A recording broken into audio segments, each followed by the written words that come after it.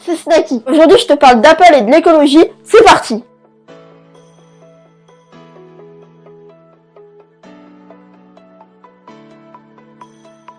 Alors je dis pas ça parce que c'est Apple, mais je pense sincèrement que c'est la marque qui fait le plus d'efforts pour l'écologie. Regarde par exemple la pomme verte. J'allais voir sur le site d'Apple pour voir s'ils nous parlent d'écologie, sachant que les nouvelles technologies polluent quand même pas mal, et on tombe sur plusieurs pages éducatives parlant d'Apple et son impact justement sur l'écologie. Par exemple sur cette page on nous parle de l'importance des animaux. Depuis ces 50 dernières années, la population humaine a doublé et les espèces animales se sont divisées. Bref, est-ce que tu connais Liam? Dis Siri, qui est Liam? Liam est le nouveau robot qui s'occupe du recyclage chez Apple. Je fais beaucoup plus de crises existentielles ces temps-ci à cause de lui. Sincèrement, ils ont raison, parce que quand on voit ce qu'on fait de la planète, elle mérite vraiment nos meilleures idées. Bref, donc Liam est le robot d'Apple qui recycle les iPhones. Un endroit sur le site d'Apple nous propose d'envoyer nos vieux iPhones pour que Liam les recycle et qu'il récupère les composants. L'iPhone SE, si ça se trouve, a reçu des composants comme le châssis d'un iPhone 5S. Sinon, quand on envoie un mail, tu fais choper des serveurs qui demandent eux beaucoup d'énergie, et souvent de l'énergie non renouvelable. Par contre, si tu utilises un iPhone, tu dois sûrement connaître iMessage. Quand tu discutes avec quelqu'un ayant lui aussi un appareil Apple et que vous ayez tous les deux une connexion internet, les messages se changent de couleur bleue et des fonctions s'ajoutent. Et tout ça demande de l'énergie à Apple qui a du coup son propre système. C'est quand même FaceTime qui est le Skype entre utilisateurs Apple. Ou alors quand tu parles à Siri ou que tu fais des téléchargements iTunes,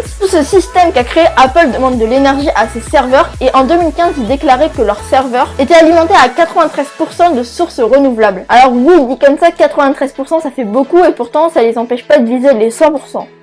Un autre exemple. Sur cette chaîne, je te parle d'Apple et de Steve Jobs, et je t'ai déjà dit que c'était un passionné de design. À un tel point que regarde-moi ces boîtes. Le papier ou le carton, il est solide et il est beau, et pourtant il a été recyclé à 99%. Pareil, c'est énorme, et pourtant pour Apple, c'est insuffisant. Et si tu t'intéresses de très près à Apple, tu connais sûrement le programme Apple Renew. C'est un programme qui a lancé la pomme cherchant à limiter les ressources rares extraites du sol, comme l'arsenic, le plomb, passant par le mercure. Alors oui, le plomb c'est surprenant, sachant qu'on veut toujours plus léger. Bref, Full Material Disclosure est encore un programme lancé par Apple cherchant à contrôler les matériaux des composants de leurs produits, comme le mercure qui n'a rien à faire à notre poignet car il est mauvais à la santé. Et je suis sûre qu'il n'y en a pas à mon poignet, dans ma poche ou même sur mon bureau. Non, peut-être pas sur mon bureau parce qu'il y a aussi un PC avec. Bref, maintenant qu'on arrive vers la fin de cette vidéo, on peut voir que ce que fait Apple est quand même positif. Mais si tu penses que arsenic ou pas arsenic, de toute manière on finira tous par mourir, bah t'as un peu tort, parce que c'est peut-être comme ça qu'on a perdu le plus grand génie de ce monde. À ses 13 ans, Steve Jobs a décroché un emploi chez HP en entretien téléphonique. Et pendant toute sa jeunesse, quand il travaillait chez HP, il était constamment avec des composants électroniques, étant fait avec des matériaux nocifs pour la santé.